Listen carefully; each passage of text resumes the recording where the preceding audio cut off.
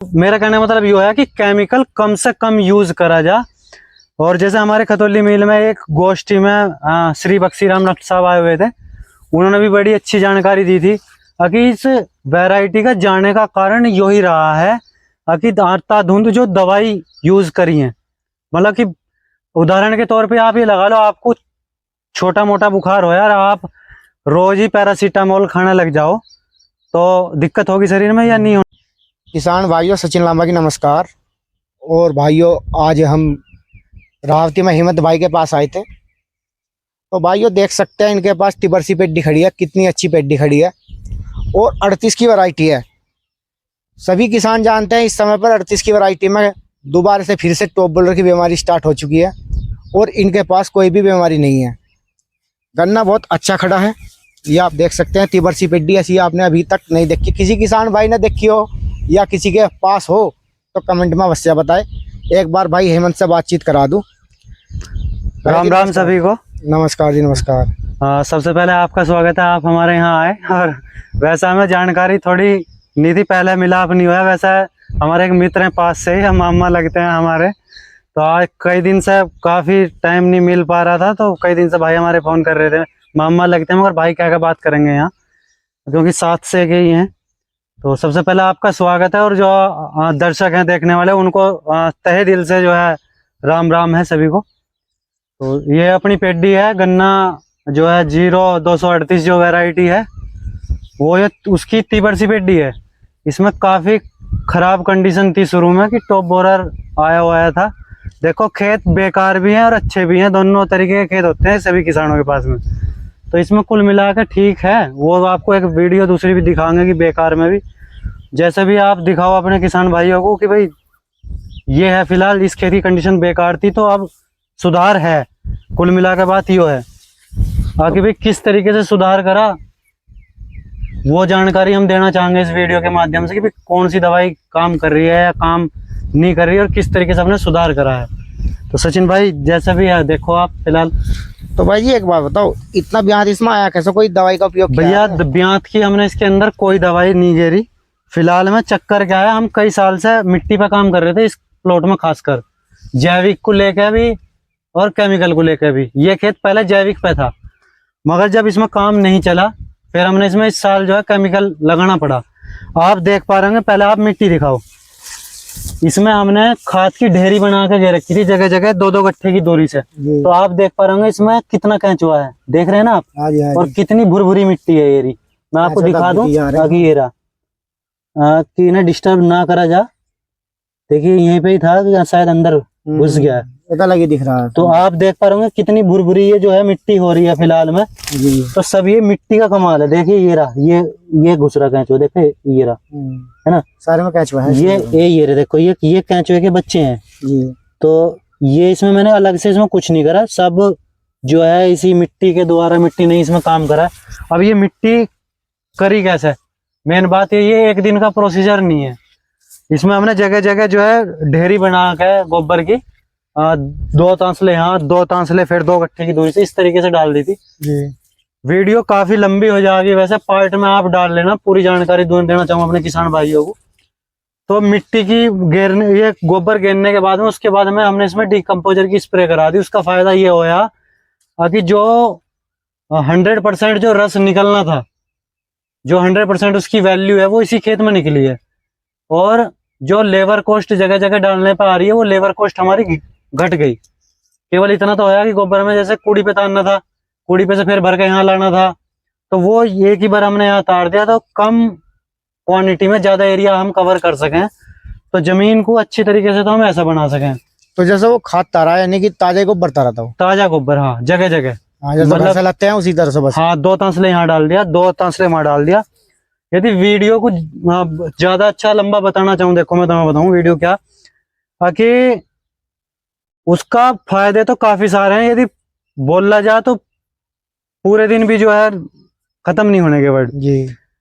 मोटा मोटा बताना चाहूँ, देखिए ये कैंचुआ जो है हमारा देसी कैंचुआ है, जो वर्मी कंपोस्ट बना के बेच रहे हैं लोग बाग। हाँ जी, हाँ जी। वो वर्मी कंपोस्ट बाजार का और बाहर की वैरायटी है, वे ऑस्ट्रेलियन या और वैरायटी हैं जो कैंचुए की हैं। ये प्राकृतिक केंचुआ है, देसी केंचुआ। इस तरीके से कोई भी बना के वर्मी कंपोस्ट तैयार कर ही नहीं रहा। जो चीज प्राकृतिक ने हमें दी है उसे काम पे लगाने की जरूरत है, मेन बात ये है। मैं आपको इसका बनाया हुआ वर्मी कंपोस्ट दिखा दूं। हमने कोई अलग से इसमें अलग से कोई खरीद का नहीं गिरा। देखो ये केंचुए नहीं खा के ये ढेरी पड़ी हुई है, आप देख पा रहे होंगे। देखिए कितने केंचुए हैं इसमें, बच्चा बहुत है ना, है। अब ये इन्होंने खा के और इसका वर्मी कंपोस्ट बना दिया। आप देख पा रहे होंगे जैसे बारिश से भी हुई है, ये कितना हल्का, और इसमें चांदी जैसे कण दिखाई देंगे धूप में। तो एक तो हमें बाजार से खरीदने की जरूरत नहीं पड़ी वर्मी कंपोस्ट को, तो यहाँ का यही केंचुए ने बना दिया। फिर इसे आप दूसरे खेत में डालना चाहो उठा के तो दूसरे खेत में डाल सकें, कम खाद में ज्यादा काम करेगा। तो यो फायदा हो गया, लेबर कॉस्ट बच गई। एक जो हालांकि फिलहाल इसे सुअर भी देता है, इसके डालने का भी तरीका है कि हम इसे यदि यहाँ डाल दें तो सुअर को क्या पता भाई वो मैडे के बीच में यहाँ डल रहा है, तो यदि सुअर आगा तो वो मैडे को थोड़ी छोड़ देगा। तो इसे खाली खूड में डालने का काम करें। अब जैसे हमें एक भाई ने बताई थी, मैं महाराष्ट्र की तरफ गया था, सोलापुर डिस्ट्रिक्ट पड़ता है उधर, तो वहाँ एक जैविक वाले भाई थे, उन्होंने बड़ी अच्छी जानकारी दी। जो व्हाइट गर्भ होती है उसे हम जैविक तरीके से कैसे कंट्रोल कर सकें। तो ये जो लकड़ी है आपको ऐसी लग रहा होगा कि भाई ने वैसी घेर दी, ये इस तरीके के 6 पोरे मैंने इसमें ला कर डाले थे जी। पॉपुलर की लकड़ी है तो, हाँ पॉपुलर की लकड़ी है। अब इनका क्या फायदा, लोगों ने पूछा भी और देखे भी। तो जो व्हाइट गर्भ होती है वो व्हाइट गर्भ या तो गोबर में आ जा, और यदि गोबर खाना भी उसे पसंद नहीं हो रहा तो वो लकड़ी में बहुत जल्दी आ दीमक भी, और वो भी तो लकड़ी में दीमक बढ़ने से व्हाइट गर्भ इसमें आ जाएगी और इसे खा कर खत्म कर देगी। तो बिना दवाई के बिना केमिकल के भी हम जो है एक जैविक तरीके से खेती करी जा सके है। मगर वो काम जब है जब खेत अच्छा खड़ा हो प्रिजर्वेशन पे, मगर जब आ चुका जब आपको केमिकल लगाना ही पड़ेगा। बिना केमिकल का काम चलने का नहीं। जैसे कि अब फिलहाल चंटी आ रही है, वो एक अलग वीडियो में दिखाएंगे, उसमें स्प्रे करिए। तो यो लकड़ी खा के उस दीमक वाले ने, देखो जो व्हाइट गर्भ होगी या कोई कीड़ा होगा तो ये उसी ने खा के खत्म कर दी। तो आप इसे ठाक अलग से घेर सके हैं। जो लकड़ी में खा रखी थी मैंने अलग फिकवा दी बिल्कुल, तो जोड़ में वो लकड़ी के साथ में चला गया।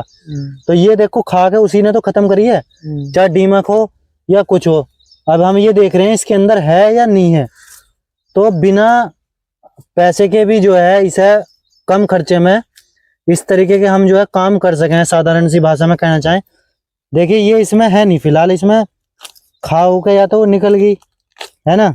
लकड़ी में तो इसके पॉपुलर की लकड़ी में तो दीमक भी आती है। हाँ दीमक भी आती है। देखिए ये यहाँ थी, यहाँ थी, इसकी उम्र पूरी होगी, लकड़ी पड़ी हुई थी, व्हाइट गर्भ थी, ये इसे खा कर ये यहीं खत्म हो गई है ना।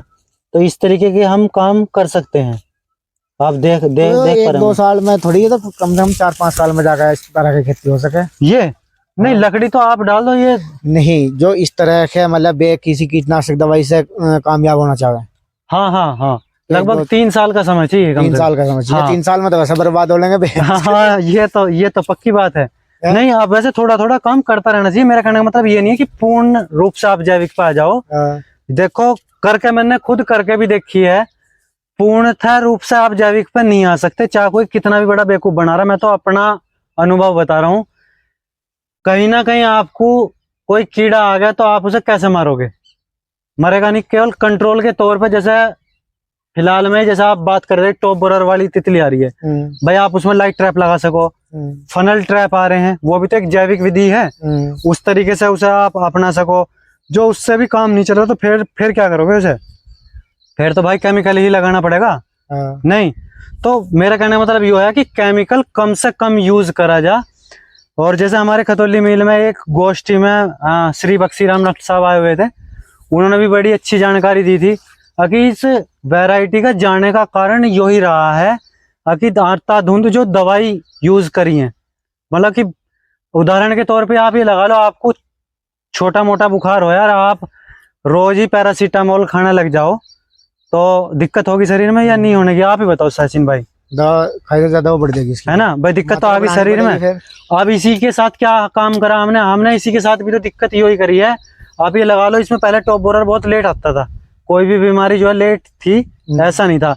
मगर हमारा ये जो हमारे आसपास के और भी भाई हैं या मैं भी हूँ, तो क्या काम करा कि एक महीना सेट कर रखा हमने भी सबने कि भाई मई है तो हमें फटेरा फटेरा डालना ही डालना। वो जो फटेरा या कुछ भाई टटेरा टटेरा भी कहते हैं जो अब भी है। तो किसान दो फेरी लगाने लगे हाँ, तो जबकि बीमारी आ भी नहीं रही तो पहली डोज डाल दी, फिर दूसरी का भी एक टाइम लगा लिया कि दूसरी भी पहले से डाल दी, जबकि इसमें कोई बीमारी थी भी नहीं। तो मेरा कहने का मतलब ये है कि जब इसमें कोई बीमारी नहीं थी, जब आपको कोई सिम्टम नहीं दिखाई दे रहे थे, तो पहले से उसका डालने का फायदा था कि इतना अत्यधुंध प्रयोग करा गया। नहीं, जिस हिसाब से 38 की वैरायटी हमारे इधर आई थी ना, ये इसमें तो जब से बीमारी थी, जहाँ पहला होगी कभी कहीं हाँ तो वहां तो नहीं होगी, पर जब ये हमारे पास आई उस टाइम पे तो इसमें बीमारी चालू होगी। नहीं, बीमारी चालू थी मगर उसे हल्की दवाइयों से कंट्रोल भी तो करा जा सकता था।